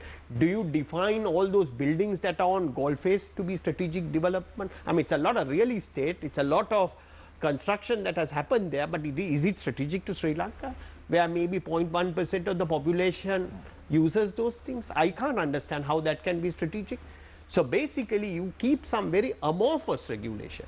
And I come back to this argument. Why give tax benefits when you have a highly advantageous location with all this blue ribbon infrastructure? You know, the Murray Drive is going to have, in the master plan, there's going to be a tunnel under Golf Face, and it's going to come out near the entrance of the port city. So ingress, egress and ingress out of the port city is significantly advantage. On the other side of the port city, there's an elevated expressway that goes and connects to that Kalani Bridge area. So, you know, you have very advantageous infrastructure that has been paid by the government of Sri Lanka, that has not been paid by the development company. So there is so much going for the port city, and therefore if you are located there, your productivity is so much better, your chances of success are so much better, your ability to generate profits is so much better. So why can't you pay taxes? And now you're nodding your head in agreement. I am not, because now I mean, I am not imagining a situation where this port city is going to cater to the Sri Lankans and the Colombo people. You know, I am imagining a situation much broader and wider than that. Rusiri, whether you have a tunnel or a road, you know, it will not make any addition to the benefits that is accruing to the people who are doing business in that area. Rusiri, in Because your we are opinion, what imagining is a the big tax rate? Now you said nowhere it is mentioned that there is no tax. Yeah. So what is the tax? No, you see, reading the IMF reports about the other financial centers in operation, I have read the clause where you see they are not making it completely tax-free or zero tax for everything. They will have preferential rates and preferential applications depending on the type of business and the type of involvement. What's the rate? That will have to be decided according to the regulations. That is why there is a regulatory body. That is why those regulatory bodies are also subject to control by the president, approval by the president. Who is the president? No, so president is a member of the cabinet. No, if the president makes a mistake, the cabinet will raise it from there. You don't imagine that this is working in taking place in isolation. You're taking this as an ideal situation. If the cabinet, Not ideal, not ideal. If the cabinet disapproves. Is it ideal to imagine that the president is a member of the cabinet? Is it ideal? It is practical. So can I jump in here? Sorry, I wanted to express this because again I was in various kind of committees, and let's go back to the Inland Revenue Act. When the new Inland Revenue Act came, one of the things that it did is it took away any powers that the BOI or any other entity had in granting tax exemptions, that it was purely enshrined in the Inland Revenue Act, and they defined a strategic development thing, and they had a figure of like $1 billion. Otherwise, it would be decided by the Ministry of Finance, right, what the tax rate is going to be. Now, what this does is it is delegating power to the Commission to decide basically what the tax is going to be. Now, that is where I raise questions, because if you go by the conduct of the BOI, I mean, at one time you only gave tax holidays basically, or tax benefits basically, to purely export oriented companies. That was in the late 1970s and 80s, but by the time 90s, etc., I mean, they were handing out 20-year tax holidays, you know. I don't know how many people realize that there is a class of business called hub companies. They were given lifetime tax holidays, and even under the BOI, they gave tax holidays for say 10 years, and then for the infinity, you got a lower rate of taxation like 15% for the rest of your life, which could be the perpetuity of the enterprise, while another business basically who didn't avail themselves of this BOI benefits, same business, next door, that person is paying 24%. So how can that be fair? So this is where I am raising that we should not meddle with that Inland Revenue Act, which took a long time. It was a blue ribbon thing, clean legislation, it was bought in. Let the Minister of Finance define what the tax system is going to be. Why are you delegating taxation powers to the Commission? No, but our Inland Revenue Act provides for this way. This is how it affects, it's related to this bill. Offshore companies and tax law. It says, all companies registered with the ROC, any company working in this as an authorized party in this port city will have to be first registered by our registrar of companies. That is a must, compulsory. And the registrar of companies has compulsorily should run an office in that area. Then all companies registered with the ROC shall be deemed to be a non-resident company within the meaning and for the purpose of the Inland Revenue Act number 24 of 2017. Why do we say that they are acting outside our act? No, Mr. Tennakoon. They are well within our act. Yeah, Mr. Tennakoon, let's talk about the Sri Lankan context now. So let me clarify that you could have an offshore company, which means that it is a Sri Lankan company, but operating offshore basically. That means it is exporting or trading outside our shores. Now, the problem that you have is that you register these people offshore and you create the port city as an offshore center, but they are allowed to do business onshore, right? So they are basically selling goods and services to people onshore. No, so then why do you have this differentiation? No, when they are doing business with the locals, the rules that apply to non-residents will not apply to them. The regulation will have to take care of that situation. We are imagining a situation that everything they do will be within that framework of free tax. It's not so. Why do we imagine that? The regulations can take care of that now. Dr. Anshad, now, Mr. Tennakoon said earlier that in an ideal situation, the president is the head of the cabinet, he's responsible for the cabinet of ministers. However, in Sri Lanka, we've seen predominantly when the president moves a cabinet paper, all the cabinet ministers agree. Now, Mr. Tennakoon, you may laugh. No, that is, but that is, because it is true. That is the truth. I agree. That is the truth. Because whatever the president says, the order of the day. Shamir, I fully agree with you. Yeah, but that is the type of our politicians. Port City Act. That is the type of our politicians. We saw what happened with the tile matter. People with no backbone. We've seen this happening, and with this government, the order of the day is the president's word.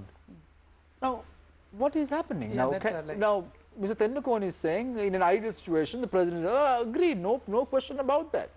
Let's get into, planet Earth and let's talk about that.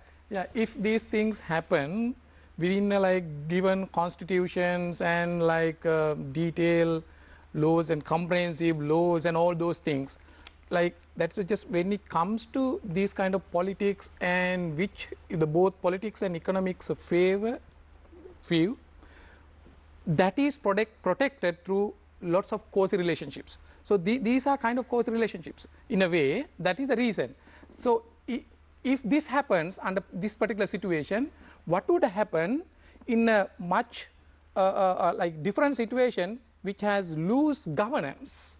So this particular commission is given a particular immunity, right? It says that no action can be taken if they act in bona fide, right? In good faith, right? How do you define this thing? How do you define good faith? Yeah, it's really difficult because when agencies are created, actually this is the thing. In a democratic, if we do not want to undemocratic. It's like the Greek bond issue. Yeah, there is a court case saying that there is no issue. However, because of the fact that the central bank governor at that time did so with good faith, he's not tested and tried. So it was pretty obvious. So you can say that you are in good faith because by that time actually the bond was traded in the secondary market at pennies. But they bought it. That is the deal. That's what I'm just telling. Because nowadays, so the neoliberal economic systems have just brought us to a kind of just the corner, wall. So there is no room for us to give unnecessary freedom for few to play the game. So we need to tighten the governance because we have long histories issues. If you take the Enron case, Arthur Andersen audit firm and all those things got together and how they played the money. So this is how this Sarbanes-Oxley Act came into power. So what I'm just to tell, actually nowadays what we need to do is to enhance and tighten the governance and not to lose it. If you look at this particular commission, governance is really loose. The managing director is appointed and there is no separation of agency there. The commission, so just to oversee, administer, regulate the things, and then the CEO, that is the managing director, just to run. Director General. Director General, yeah. Director, that is just deemed to be the CEO. Apart from this, separate companies, they are state managers. So that's what I'm telling. So in this, the governance system, and the immunity is given, they can do anything and claim that I did it in good faith. So in Dr. Anujanta, what's the NPP's plan for Port City? I mean, it's there already. What is the NPP's plan? Actually, like in a way, what we have to do, I just earlier explained you, there is a great potential that if the opportunities search there and the opportunity is seen in the global market as well and linked to a kind of master economic plan. Well, unless and until we think of a particular master economic plan that produce goods and services, so we'll never be able to come out from this particular impasse. So until the NPP comes up with the master economic plan, you're just going to leave it?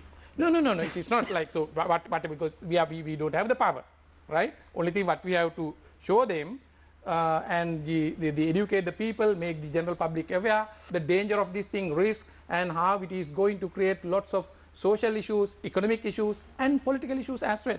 So these are the things that we have to do. Because at this particular juncture, these people are not going to turn around or create some particular platform that would create benefits or give benefits to the entire nation. Dr. Dan, now you've listened to a few individuals here. You listened to the thoughts of Dr. Anujanta, Mr. Tendakon, as well as Murtaza. What is your take finally about the Port City project, which is now almost on the verge of being enacted as a law in the country? Now, as I mentioned at the beginning, the project is a wonderful one. It has a lot of potentials for our country to grow. But however, now the crux of the matter is that we are in the process of determining whether this legislation is favorable within the system of our law, the legal system. As previously mentioned, you know that it is our law that any subordinate legislation must be in line with the Constitution, and that is why now we are seeing number of cases lying before the Supreme Court taken for support from today onwards that this particular legislation violates the supreme law of the country. Now, this is because of several matters, starting with the sovereignty issue. as I mentioned earlier.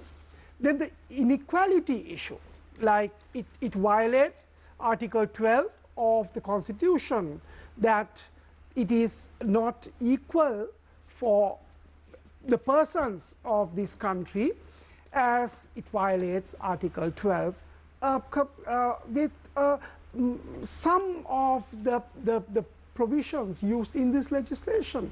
But when you look at the business side of what we are going to implement in the port city, like some of the panelists mentioned, that we are doing this for the advancement of the country, we are doing this for the development of the country. We cannot look at very narrowly in a very kind of a pessimistic manner whether this is going to produce good results. Right? So there's a question for you, Dr. Yeah. Dan. There is a large marina in the port city, and is this an escape route for those individuals who are not going to be tried in a court of law in Sri Lanka, because you can have yachts, luxury yachts in this marina in question? So that question is from a viewer. Now, as I told you, that we cannot separate the law from the port city, the country's law, the national law. It has to be intact with the port city. As I mentioned previously, this port city is a part of our land. You cannot separate this like an island, for example. You know, in some countries, like for example Macau in China, it is a separate island area where they can have their own distinct laws. But here, there is no way that we can separate the law of the land with this particular law of a particular unit. You know, it has to be intact. Now, some of the issues that we are encountering in this bill is that, likewise I mentioned, they are not going to be compatible with the land law. Now, giving you a very direct answer to the marina area.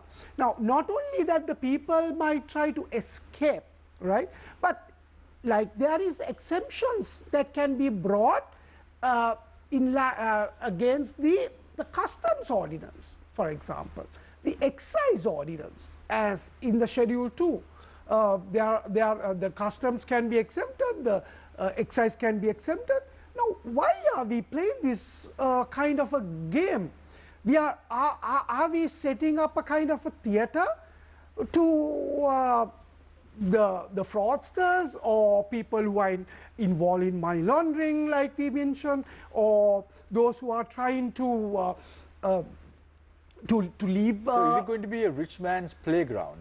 Yeah, I mean, that is the thing, that we are creating a playground for somebody who wants to do some, no, I don't say completely illegal act, but there may be illegal acts happening here. But it is a playground that some people might try to misuse the port city area by using this legislation and the regulatory mechanism that is in place in the port city. Now, that is where we may go wrong. That is why you know that most of these provisions provide the word may and not shall. Now, legally we know when you include the word shall, it is binding, it is legally binding. But when you have more words with may, there are ample opportunities you are creating. You are opening the floodgates. Even the court may not be able to, you know, trying and confine this act to a particular scope of application. Because once it is implemented, once it is passed as an act of parliament, the government can do wonders with it. So, Dr. Alanchantha, I'm somewhat asking you a political question now about the words conflict of interest. We've seen this predominantly in the last few years in Sri Lanka, a conflict of interest playing a huge role in the political game, in the political fora in the country. If you look at it, we saw the bond scam where the father and the son was involved in the central bank bond controversy.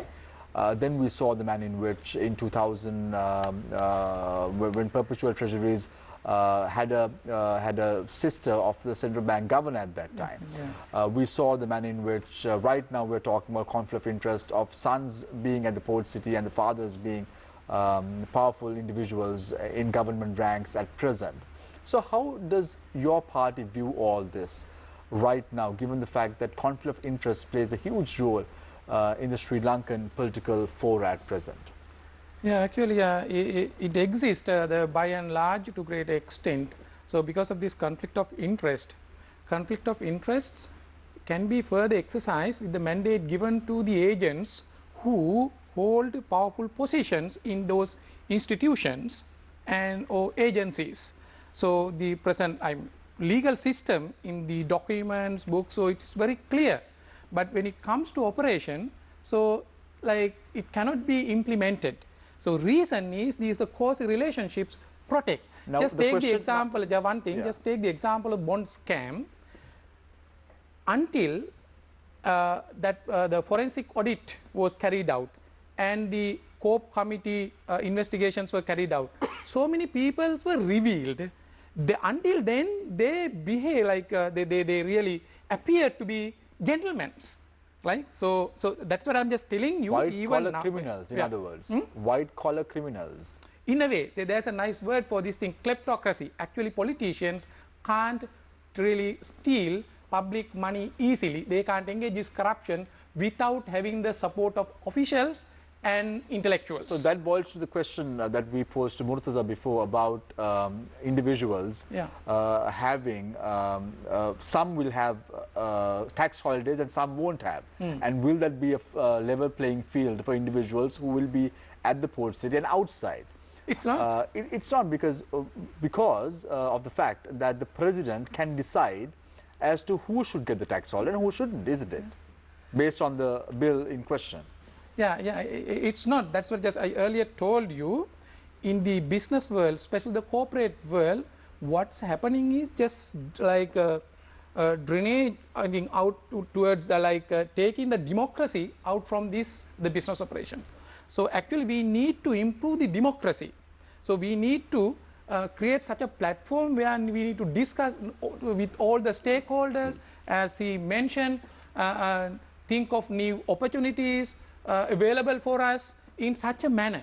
Then only we would find a solution. Otherwise, what will happen? Automatically, this might further lead towards democracy-free zone, where only very few would be benefited. And as you just very rightly highlighted, these agencies, conflict of interests, and all those things, so will not really serve the general public. So in a way, if you simply forget about all the economic aspects, in social justice is concerned, is that the right thing to do? So is that our voices to be raised just to protect these crooks or a handful of robbers? So if, like what has happened, if you look at the past ruling over 72 years, likewise we may have debated, presented fact for and against, this way, that way, we claim we did it, that and this. So who are we now? Actually, we have become beggars now, actually. So, Murtaza, we all are beggars now. Murtaza, in 2011, getting back to one of my earlier questions to the panelists was about the Expropriation Act and the takeover of the 32 underutilized assets in Sri Lanka. So, we now have a piece of law that would come into play in a few weeks from now. Would the government go to the extent of bringing in another piece of legislation, just like what we experienced in 2011 under the Rajapaksa regime, to take over these assets which are in the port city? And now that would give a red signal to any foreign direct investor who is going to invest in the country. So if you carefully read the act, there are specific clauses in that gives a greater deal of protection that other businesses do not have outside the port city. And there are some explicit protection clauses said that. And then also it will be arbitration, that the port city itself will have an international arbitration center, and all contracts with the commission basically will be subject to that arbitration. And therefore, I would think that there will be a greater deal of protection for people in the port city than investors outside the port city. And that is another situation of unfairness and competitive unneutrality. Murtaza, in terms of the government's vision, we saw the vision of the government being articulated by President and also the Finance Minister in his capacity as the Minister of the Prime Minister in his capacity as the Minister of Finance a few months ago when he read out the budget. The one law, one country concept, we're talking about this extensively. Even the Minister of Justice speaks about it eloquently, about how important it is to have a one country and one law. Do you think that this bill, which would be enacted as a law, will violate that principle that the government has been going on with its nationalistic rhetoric over the last few months, last few years? So on the face of it, yes, Shamir, but even the Chinese, I mean, they are pragmatic people, right? When they got Hong Kong, they said one country, two systems.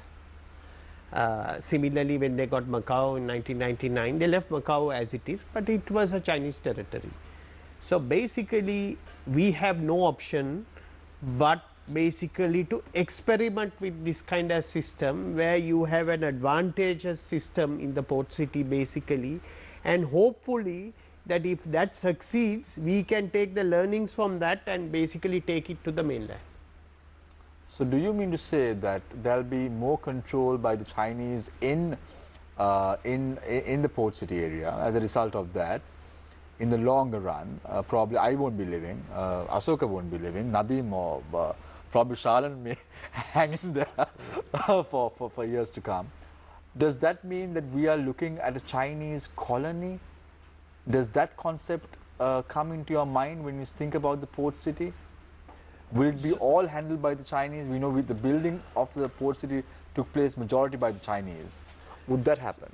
So Shamir, I mean, having done business with Chinese and having visited the Chinese, having a few Chinese in Sri Lanka is not going to hurt us, because their work ethic and the way they work and their appetite for risk, I hope some of that is going to rub off against our people, and we try to keep and compete with them.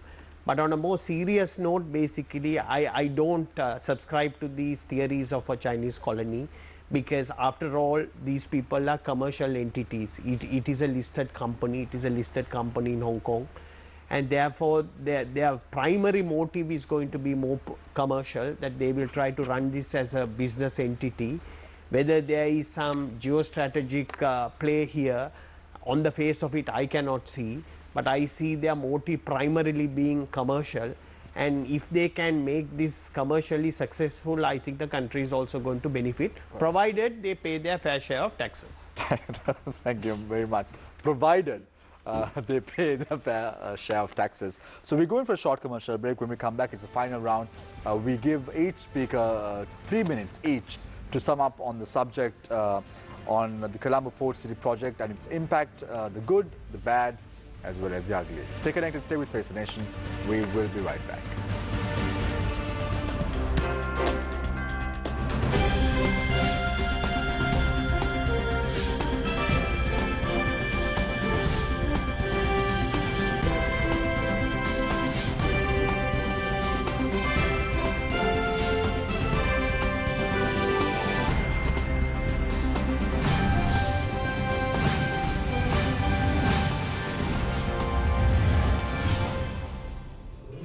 COVID-19 සඳහා ආරක්ෂිත පියවර.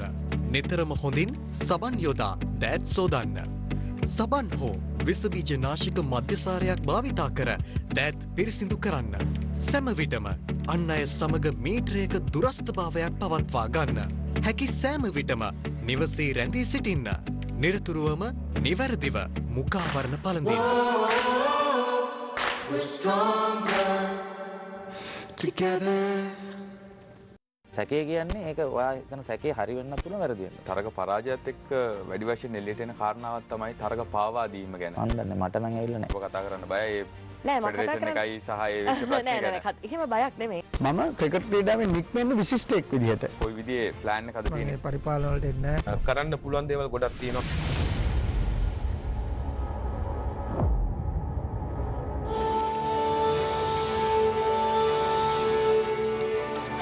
රන් අඩපැය කාලයේ බුද්ධිමය ආමන්ත්‍රණය. මේ රට වට බැඳි මහා චලකඳ අපේ රටේ වටිනාකම දිනෙන් දින ජාත්‍යන්තරයට කියා පානවා. ගංගාවල තියෙන ඉතාම වටිනා පිරිසිදු ජලයට අපද්‍රව්‍ය එකතු කිරීමක සිද්ධ වෙලා තියෙනවා. මේ මහා පරිමාණ විනාශයට විරුද්ධව ක්‍රියාත්මක වීම කියන එක ඉතාම අවශ්‍යයි. එහෙම ක්‍රියාත්මක වුණොත් විතරයි මේ වෙන මහා විනාශය නතර කිරීමේ හැකියාව තියෙන්නේ. පරිසරය වෙනුවෙන් ඔබ යමක් කිරීමට කැමති නම් ඔබ වෙනුවෙන් අප ඉදිරිපත් වෙන්න සූදානම්.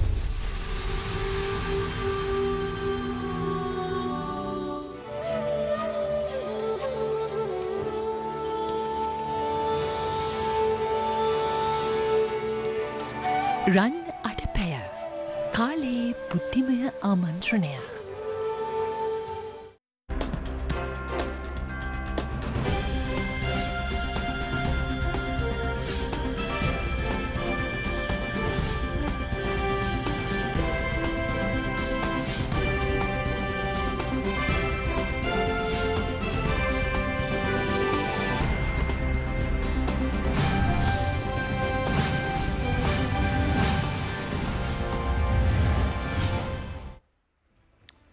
Welcome back. This is Face the Nation. We start off the final round with Dr. Dan Gunasekara, international maritime law expert. Yes, I think now having listened to all the speakers, I'm sure that the viewers are very quite learn about the port city, mainly the project as well as the legislation. Now, in my view, as I mention every time, we need to look at this very holistically, that the project is a wonderful one, but however, this particular legislation has been rushed in. I don't know for what reasons, because anyway, this legislation had been in the draft for several years. But when you look at the provisions of the legislation, I'm not just leave out the business aspects of the commission and the powers and the duties, whatever that they are going to do. The ousting of the application of certain legislations, national legislations, and then the inequality that I spoke then about creating a different kind of setup outside the national setup that we are having in Sri Lanka, which is quite unfavorable for our country, because we need to grow, we need to develop the country, but also we need to keep in our mind the nationalistic values, the cultural values that we respect in this country, right? And also to give opportunities for people. This is something that this entire act or the bill rather lacks. As I mentioned, that it's a clear violation of Article 12 that I see. It's a clear violation of Article 3 of the Constitution that I see. That the sovereignty of the nation, the people, are being put to a side. So, if you look at holistically, in order to bring about a very viable, very good project like this to market ourselves in the world as a leading, kind of a financial hub, as we all know, we need to come up with a proper legislation. This is a legislation that have been taken mainly from the Dubai model, as I can see, because I have done certain research even before this legislation came in. I looked at the Dubai model, and this is quite similar, but it overruns our supreme law, the Constitution of Sri Lanka. So we need to, look at these things very carefully without rushing into conclusions. Thank you very much. Thank you very much. Dr. Dan Gunasekara, international maritime law expert. Dr. Anil Jayant, the senior lecturer, University of Sri Javardhanapura. Yes, I mean, actually, just when we take so everything together from a very holistic point of view, it is very clear that China is really playing the game carefully, tactfully. It's a part and parcel of this Road and Belt Initiative program, and they have it is I mean, in a process of just connecting these dots, we have been unfortunately trapped to this. You can see even in the foreign, like, so now Sri Lanka is in the debt crisis. So especially the foreign debts, right? Then the foreign debts cannot be settled without earning dollars. So you see this like in line with these developments. So how China again recently moved and just intervened, offering us swap loan, and the recently maybe a couple of weeks time another $500 million likewise. So like these loans have no connection with any other development, just to repay loans. So again we are in a real debt trap. Therefore it is very clear this is going to be a territory for China as a part of this thing. Therefore we need to stop this, or like unless we are in a position to convert that into a kind of economic zone that create value for the nation. Even this particular commission I just mentioned, but the fund, so finally the fund will have only peanuts. Even these, I mean out of these peanuts, the 1% taken from so-called project company on the lease rentals, after making all the expenses, if there is anything left, that should be paid back to that project company. So if there is anything else left, that should be transferred to the consolidated fund. So therefore the whole scenario and all these actions can be summarized or would lead to, unless we do any changes, to a, as I earlier mentioned, democracy-free economic zone, and where anything can be done according to their wishes and the fancies, mainly including money laundering. So anyway, we will wait and see. Now this has been really challenged before the court, especially on the ground that the sovereignty of Sri Lanka and the mandate given to this particular government. So we can question, so is it a mandate given for them to do whatever they want, and something that determines the future of generations and generations. So then we will wait and see what the court is going to say. Thank you very much. But as the Jatika Janabalawega National People's Power, we come forward and make the general public aware of this thing and danger of this thing and risk of this thing, and we really take forward and give the leadership to the nation. Thank you very much, Dr. Anil, the Senior Lecturer, University of Sri Jawaharlandapura. And I forgot to mention the fact that Dr. Anil is representing the National People's Power. Now we move to Mr. Rusirupala Tellakon, Senior Banker, also one-time Municipal Councillor of the SLFP, and no more. Yeah. No more. No more. What happened? I've been removed. Right. Okay. Your final people thoughts. know it. Your final thoughts. Yeah. We have been talking. We are actually discussing a subject which is a hot topic in the country, and at a time when there are a lot of misrepresentation and misconceptions about the whole proposal. So I'm happy to participate in this in the first place. We were talking about constitutionality. I think the Supreme Court will decide, and we'll wait that. So therefore there is no need that we argue about the constitutionalities. Then about the democracy, I should say. Now Virgin Islands, British owned, London, they are all financial centers. But the British Parliament remains, and democracy is there. And there is no threat to sovereignty of British. Canada, America, New York City, so they are all financial centers. Democracy is not affected. So I don't know how our democracy will be affected with this. So we are yet to see that. Then they are talking about the ownership of this island, that they say they have sold it to China. They have not sold it to China. The Sri Lankan Parliament has passed the ownership of the land of this port city, to the UDA by law. Therefore, the talk that it is sold to China is wrong. Then some people are going around telling that they are given permission for Chinese to sell this. I don't know how the Chinese are going to sell this, because if they are selling it, they'll have to sell it under a 99-year lease only. Anybody buying from China will have to buy it against the 99-year lease, not outright. Therefore, no right can be given by the Chinese than what they have. They only have a 99-year lease right. So therefore, all this is bunkum, false, wrong, wrongful information. Then about one country, one law. Yes, this is one country, one law, because the law that is applicable to the port city is the law of the country. No new law has been passed. No new laws can be passed, as far as I can see, unless the parliament goes mad. So far it has not happened. Therefore, that situation does not arise.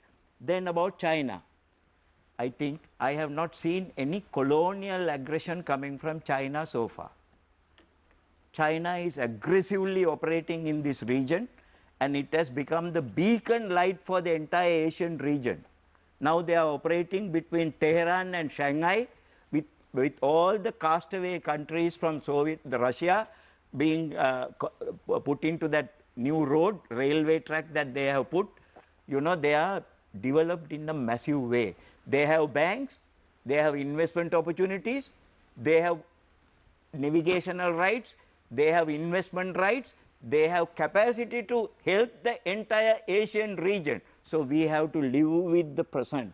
So therefore, being with China is no danger to us, it is only an advantage to us. So if people are talking about China in a bad way, that they are trying to have aggressively approach us and to capture us, it is wrong. And about our debt trap to the Chinese. What is our total debt to the China compared to the entire, our totality? 6% of our debts only we are owing to China. We are talking about a debt trap, having sold the country. It is not so. They are all wrong information that we are giving. Misconceptions, bad information, wrong information. And we are saying, now some of the priests who are talking about this, I'm very feeling sorry to mention this, some of the priests who have not even read the bill, they say all the laws have been removed. Like some of our friends here, having seen the list, they say, look at the list of the laws mentioned there and say that these laws have been removed. They have not been removed.